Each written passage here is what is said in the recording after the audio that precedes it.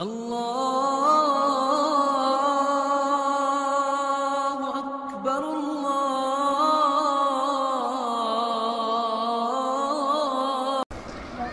حضور علیہ السلام کی سیرت طیبہ کے کچھ روشن پہلو آپ کے سامنے رکھ کر اپنی بات مکمل کر لینا چاہوں گا، اس دعا کے ساتھ کہ اللہ تعالیٰ مجھے اور آپ کو حضور علیہ السلام کی سیرت کا نکھار عطا فرمائے۔ آپ جانتے ہیں کہ جب حضور علیہ السلام پیدا ہوئے تو 7 دن تک اپنی والدہ حضرت آمینہ سلام اللہ علیہا کا دودھ پیا۔ 8ویں دن یہ اعزاز دشمن اسلام ابو لہب کی کنیز ثویبہ کو حاصل ہوا۔ اس نے حضور کو دودھ بھی پلایا اور دیکھ بھال بھی کی۔ یہ چند دن کا دودھ تھا، یہ چند دن کی دیکھ بھال تھی، لیکن میرے آقا نے ثویبہ کے اس احسان کو پوری زندگی یاد رکھا۔ مکے میں تھے تو میری ماں کہہ کے پکارا کرتے۔ مدنی دور آیا تو یہاں مدینے سے ان کے لیے کپڑے بھی بھجوایا کرتے اور رقم کا بھی بندوبست کیا کرتے۔ یہ ہے شریعت، یہ ہے سیرت جو حضور لے کر آئے۔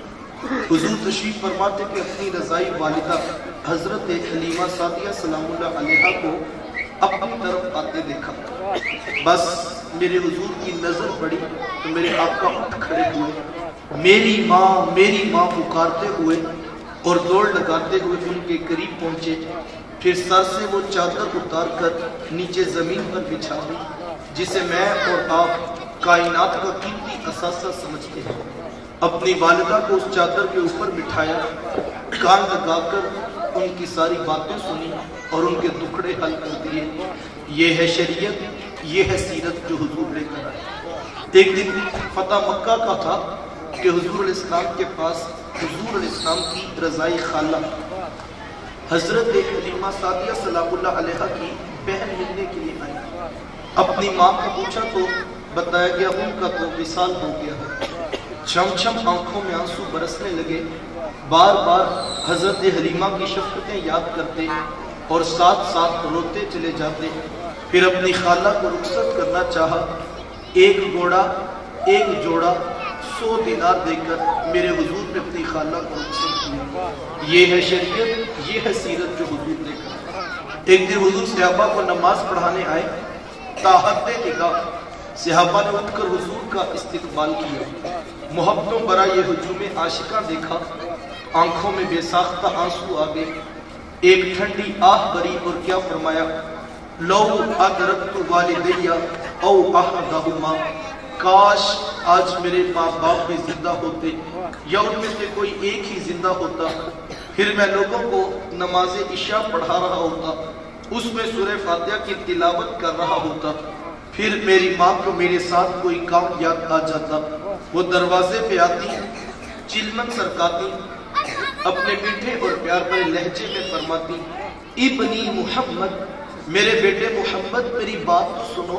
کہا لوگوں میں نماز کا مصلی چھوڑ کر پہلے ماں کی بات زمانے کو عملی طور پر بتایا کہ ماں کا وجود کتنا معتبر ہوتا، ماں باپ کیا ہوتے ہیں، یہ زمانے کو میرے حضور میں بتایا۔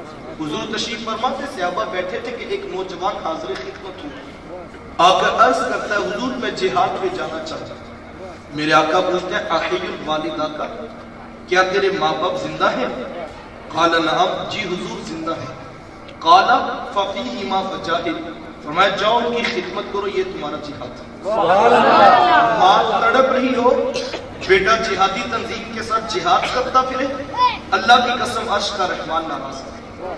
باپ کو ضرورت ہے بیٹے کی اور بیٹا تبلیغی کشت میں نکلا ہوا ہے، اللہ کی قسم عرش کا رحمان ناراض ہے۔ ماں باپ بیماری میں تڑپ رہے ہیں اور بیٹے پیر کی چوکھٹ پہ جھاڑو دیتے پھرتے ہیں، اللہ کی قسم عرش کا رحمان ناراض ہے۔ یہ آج کے 2 نمبر اور ڈبے پیر تو حیثیت کیا رکھتے ہیں؟ اگر کوئی شخص ماں باپ کو تڑپتا چھوڑ کر حضور غوث اعظم رضی اللہ تعالیٰ عنہ سے بھی فیض لینا چاہے تو اسے کچھ نہیں مل سکتا۔ پہلی مرشد تو ماں ہے یار، سب سے بڑا پیر تو تیرے گھر تیرا باپ بیٹھا ہے، ان کی خدمت کر، یہ تیرے لیے جہاد جیسا افضل ہے۔ اور یہ میں نہیں کہہ رہا، یہ اللہ کے رسول فرماتے ہیں۔ لیکن آج ہم معاشرے کا محاسبہ تو کریں، کوئی تحریک کے پیچھے بھاگ رہا ہے، کوئی تنظیم کو بچانے نکلا ہے، کوئی انقلاب میں حصہ ڈالنے جا رہا ہے، کوئی پیر کی چوکھٹ پھل کے بیٹھا، کوئی یاروں کی ٹولیاں راتوں کو آباد کرتا پھرتا ہے، کوئی کرکٹ کے میدانوں کا شاہکار بنتا پھرتا ہے۔ اگر تو ماں باپ اجازت دیتے ہیں، دیگر بھائی ان کی خدمت کے لیے موجود ہے تو ایک الگ ہے، ورنہ ماں باپ کو تڑپتا چھوڑ دیتا اور یہ خیال کرتا پھر میرے لیڈر سے مجھے کچھ ملے گا، کسی چوکھٹ سے کچھ نہیں ملے گا جب تک ساتھ میں ماں باپ راضی نہیں۔ یا یہ کیسا سسٹم ہے، 60 سال کا بوڑھا باپ صبح کے وقت اٹھ کر جوان بیٹے کی محنت کرتا ہے اور کہتا ہے بیٹا آج دکان پہ رش زیادہ ہے، گاہکوں کی بھی بھیڑ ہے اور میری طبیعت کچھ ٹھیک نہیں، تو تم ذرا دکان پر وقت زیادہ ہے۔ تو نوجوان آپ سے کیا کہتا ہے؟ کوئی جیتا ہے تو جیے، کوئی مرتا ہے تو مرے، میں نے جمعرات کو دربار پہ ضرور چلتا۔ یہ دین کس نے سکھایا؟ یہ اللہ کے رسول کی تعلیمات کو۔ یار حضور کا دین تو حضرت اویس کرنی رضی اللہ تعالیٰ عنہ کو یمن چھوڑنے نہیں دیتا، کسی پیر سے ملنے نہیں جانا، نبیوں کے امام کی بارگاہ میں حاضر ہونا، لیکن حاضر خدمت نہیں ہو سکے ہیں، صرف ایک بار آئے ہیں اور آ کر پوچھا میرے محبوب کدھر ہے؟ تو بتایا گیا کہ وہ تو کسی سفر پر تشریف لے گئے ہیں۔ حضرت اویس کرنی رضی اللہ تعالیٰ عنہ انہی قدموں پہ واپس پلٹ جاتے ہیں۔ کیوں؟ اس لیے کہ وہ جانتے تھے جس رسول کی یاد میں تڑپ رہا ہوں انہی کے کہنے پہ ماں کی خدمت کر رہا ہوں، اور یہ ہو نہیں سکتا کہ میرے حضور میرے حالات سے بے خبر ہوں، اور حقیقت بھی ایسے ہی تھی۔ اگر حضرت اویس کرنی رضی اللہ تعالیٰ عنہ یمن میں بیٹھ کے تڑپ رہے تھے تو مدینہ کا حال بھی کچھ مختلف نہیں تھا۔ میرے آقا یمن کی طرف رخ نور کرتے ہیں، اپنی قبا کے بٹن کھولتے ہیں اور ٹھنڈی ٹھنڈی سانسیں بھرتے ہیں اور فرماتے ہیں لوگوں مجھے یمن سے یار کی خوشبو آتی ہے۔ کوئی پاس بیٹھا تھا حضور اتنا پیار کرتا ہے کہ بیٹا یمن میں اور آپ کو یہاں خوشبو آ رہی، کہا ہاں وہ میرے سے بڑا پیار کرتا ہے۔ کہا حضور اگر اتنا پیار کرتا ہے تو پھر ملنے کیوں نہیں آیا؟ بلال حبشے سے آگے، سلمان فارس چھوڑ کے آگے، سہیب روم سے اٹھ کر آگے، اور یہ یہاں قریب یمن سے ملنے بھی نہیں آیا، یہ کیسا چاہنے والا ہے؟ تو حضور فرمایا ان کی بوڑھی اور نابینا ماں ہے جن کی خدمت انہیں میرے حضور آنے سے روکے ہوئے ہے، اور کوئی جائے نہ جا کے میرے اویس کو میرا سلام کہے اور اسے کہنا میری امت کی بخشش کی دعا بھی کرتا۔ یہاں سے پتہ لگا جو ماں باپ کی خدمت کرتا اس کی دعائیں قبول ہوتی ہیں۔ حضرت عمر فاروق اور حضرت علی مرتضیٰ رضی اللہ تعالیٰ عنہ حضرت اویس کرنی رضی اللہ تعالیٰ عنہ کی تلاش میں نکلی۔ جب ملاقات ہوئی تو حضور علیہ السلام کا سلام پیش کیا، بس نام سننا تھا کہ چھم چھم آنکھوں سے آنسو برس گئے۔ بار بار فرماتے مجھے یہ تو بتاؤ میرے حضور کے لبوں پہ اویس کا نام کیسے آیا؟ حضور نے کیسے کہا تھا کہ اویس کو بھی سلام کہنا؟ آنکھوں میں آنسو، بدن پہ کپ کپی کی کیفیات دیکھی تو کہا جناب جن کا نام سن کے تڑپ رہے ہیں ان سے ملنے کیوں نہیں آئے؟ حضرت اویس کرنی رضی اللہ تعالیٰ عنہ نے بات کا رخ پلٹا، کہا تم نے میرے رسول کو دیکھا ہے؟ کہا ہم نے تو صبح شام دیکھا ہے۔ کہا اچھا پھر تم بتاؤ میرے حضور کے یہ ابرو جڑے ہوئے تھے یا کھلے ہوئے تھے؟ یہ ایک دوسرے کی طرف دیکھنے لگے۔ کہا تم نے تو دیکھا میں نے تو دیکھا نہیں۔ کہا حضرت آپ ارشاد فرمائیں۔ کہا کوئی دور سے دیکھتا اسے جڑے ہوئے نظر آتے، کوئی نیڑے آ کے دیکھتا اسے کھلے ہوئے نظر آتے۔ لگا حضرت اویس کرنی رضی اللہ تعالیٰ عنہ حضور کو نیڑے بیٹھ کر بھی دیکھتے تھے، یمن میں ماں کے قدموں میں بیٹھ کر بھی دیکھتے تھے، وہ جہاں بھی تھے نگاہ رسول پہ تھے، وہ دل رسول پہ تڑپا کرتے تھے۔ ماں باپ کی خدمت اتنا بڑا وظیفہ۔ آپ جانتے ہو علماء سے آپ نے روایت سنی ہے کہ ماں کی خدمت انسان کو کہاں تک پہنچا دیتی ہے۔ حضرت موسیٰ علیہ السلام نے پوچھا تھا نا کہ مالک میرا جنت کا ساتھی کون ہے؟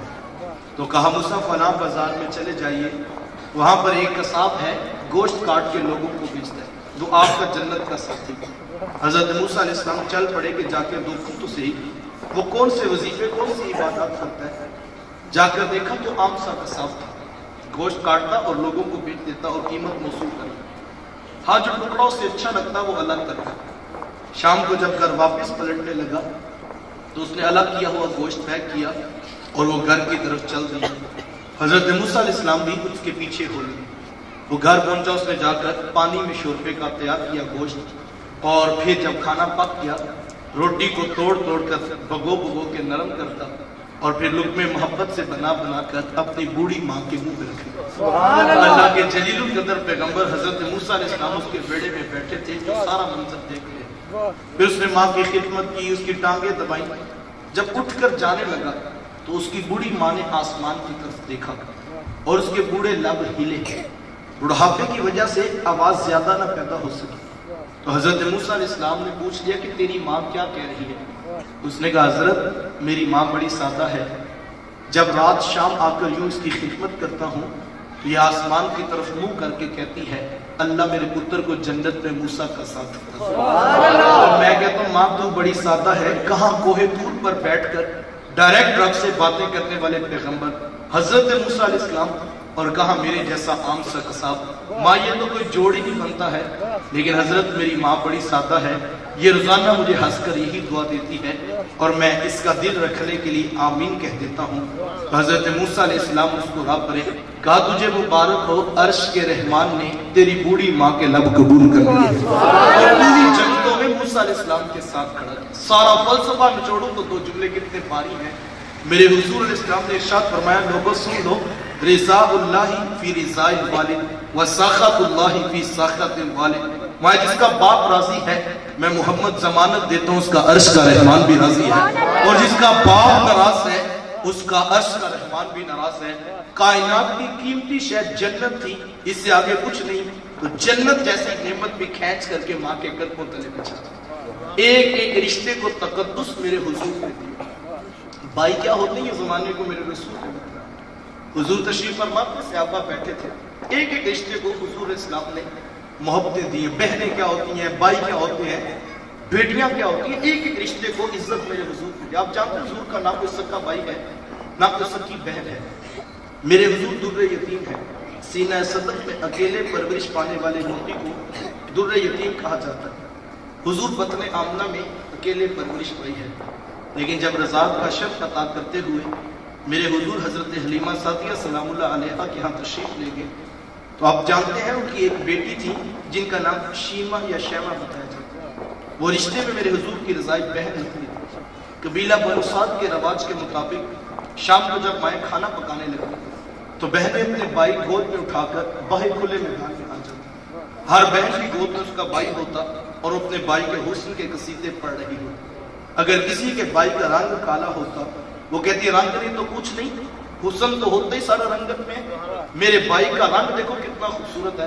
اور اگر کسی کے بھائی کا رنگ کالا ہوتا وہ کہتی رنگ نہیں تو کیا ہوا، میرے بھائی کے نقوش دیکھو کتنے خوبصورت ہیں، اس کی جیل جیسی آنکھیں، اٹھی ہوئی ناک دیکھو کتنی پیاری ہے۔ تو نقوش کو معیار حسن قرار دیتی اور یہ بحث مباحثہ چل رہا ہوتا اور کوئی بہن ہار ماننے کو تیار نہ ہوتی۔ اتنے میں ایک سم سے حضرت شیمہ اپنا ویر محمد اٹھا کے لیا، کہتی ذرا میرے ویر کا مقابلہ بھی تو کرو نا۔ وہ کہتے شیمہ تیرے ویر کا مقابلہ تو نہیں نا، تیرا تو ساروں کا سردار لگتا۔ وہ تو کہتے حضرت شیمہ کا سر فخر سے بلند ہو جاتا، وہ حضور کو سینے سے چمٹا لیتی اور دعا دیتی ربنا ابقی لنا محمدا، اللہ میرے ویر محمد کو نظر نہ لگے۔ آج میں دیکھ رہی ہوں بچوں کا سردار ہے، کل اپنی آنکھوں سے دیکھو جوانوں کا بھی سردار ہے۔ زندگی کے لیل و نہار گزرتے کہ حضرت شیمہ کی شادی ہو، مدنی دور کی کہانی ہے۔ اتفاق سے جس قبیلے میں حضرت شیمہ کی شادی ہوئی تھی، حضور کے صحابہ کی لڑائی اور جنگ اسی قبیلے سے ہوئی۔ ان کے کچھ بندے قتل کر دیے، کچھ کو قیدی بنا کر صحابہ مسجد نبوی میں لے گئے۔ عرب کے رواج کے مطابق قیدیوں کو چھڑانے کے لیے قوم کے سردار فنڈ اور جو ہے وہ فدیہ اکٹھا کرنے لگے۔ چلتے چلتے حضرت شیمہ کے دروازے پہ پہنچے، کہا کہ کون؟ کہا کہ قبیلے کے سردار ہیں، فنڈ اکٹھا کر رہے ہیں، تم بھی اپنا حصہ دو۔ کہا یہ فنڈ کس لیے اکٹھا ہو رہا ہے، یہ رقم کیوں جمع کی جا رہی ہے؟ تو کہا مدینے میں ایک شخص ہے ادعائے نبوت رکھتا ہے، اس نے ہمارے لوگ پکڑے ہیں، ہم نے اپنے قیدی چھوڑے۔ تو کہا اس کا نام کیا ہے؟ کسی کی زبان سے بے ساختہ نکلا محمد صلی اللہ علیہ وسلم۔ ایک عرصے کے بعد جب حضور کا نام سنا تو آنکھوں میں آنسو آ گئے۔ کہا اس نے تمہارے بندے پکڑے؟ کہا ہاں اس نے ہمارے لوگ پکڑے ہیں۔ کہا پھر فنڈ اکٹھا کرنا چھوڑ دو، مجھے ساتھ لے چلو۔ کہا تم کیا کرو گے؟ کہا تمہارے قیدی چھڑا کے لاؤ۔ کہا تم اسے جانتی ہو؟ کہا ہاں ہاں تمہیں نہیں پتا، وہ میرے بچپن کا ویر اور بھائی لگتا ہے، میں تمہارے قیدی چھڑا کے لاؤں۔ حضرت شیمہ قبیلے کے سرداروں کو ساتھ لیا، حضور کے خیمہ نوری کی طرف سفر شروع کیا۔ یہ وہ وقت تھا جب ادب کی آیتیں نازل ہو چکی۔ خبردار میرے رسول کی آواز سے آواز اونچی نہ کر، ورنہ زندگی کی ساری کمائی غارت کر کے رکھو۔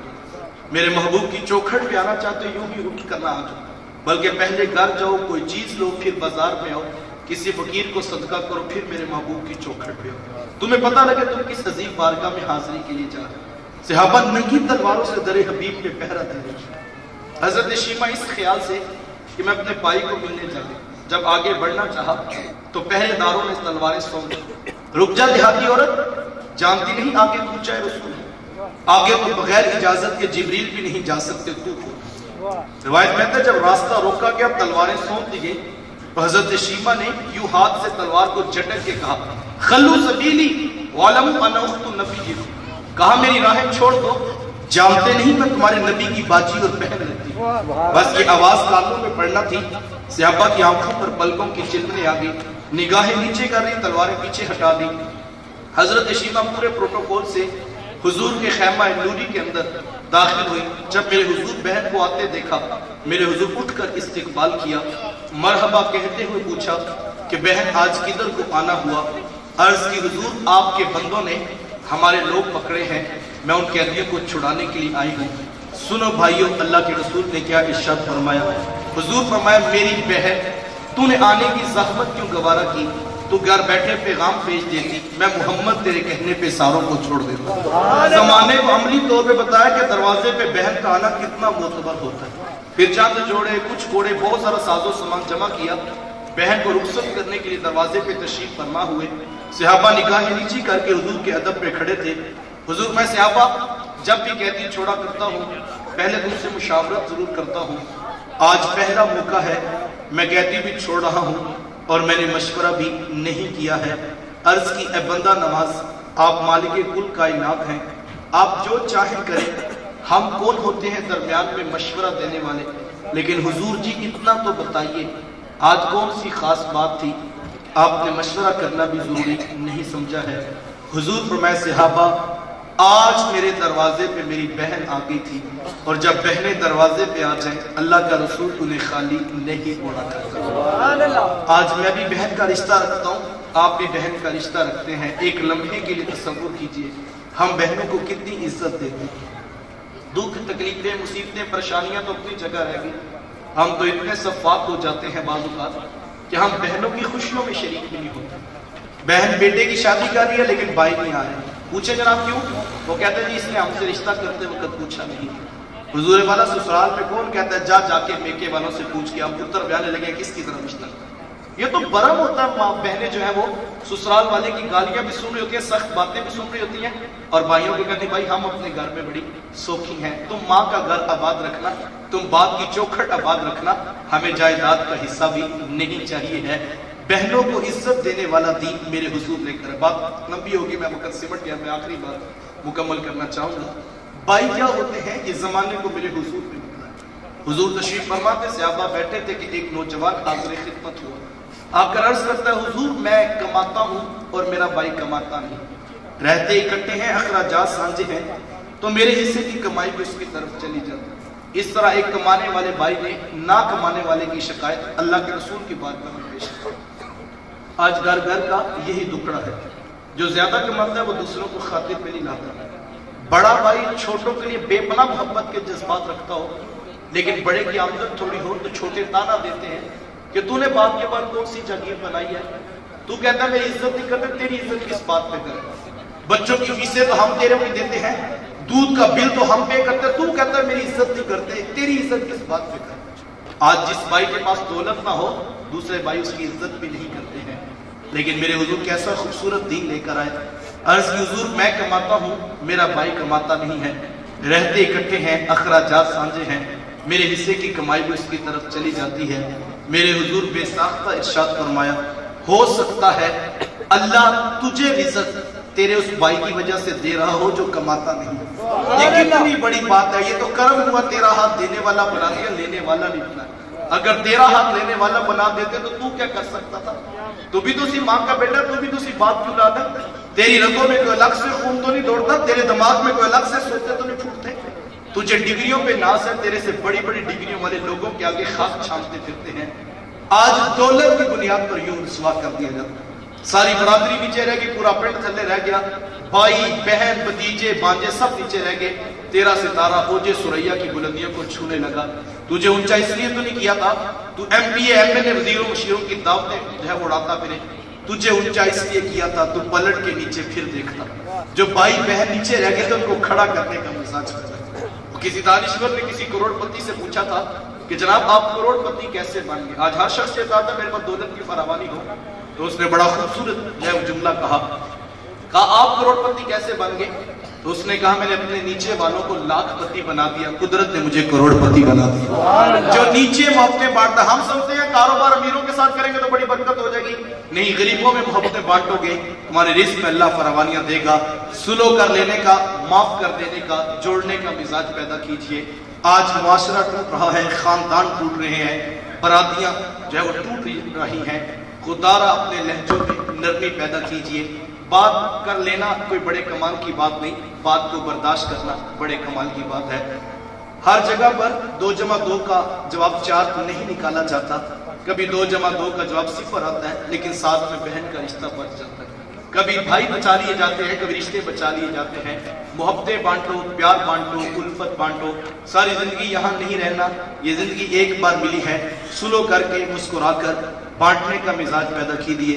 اللہ کی بارگاہ میں دعا ہے اللہ تعالیٰ مجھے آپ کو حضور کی سیرت کے یہ روشن پہلو نصیب فرمائے۔ جہاں جہاں میری اور آپ کی کوتاہی ہے اللہ اس محفل کا صدقہ ہمیں عمل میں نکھار پیدا کرنے کی توفیق عطا فرمائے۔ اگر میں ساری 25 منٹ کی بات کو 2 جملوں میں کہوں تو کیا کسی نے کہا تھا، توڑنے والے خاک کیا کرتے ہیں، توڑنے والے خاک کیا کرتے ہیں، جوڑنے والے کمال کیا کرتے ہیں۔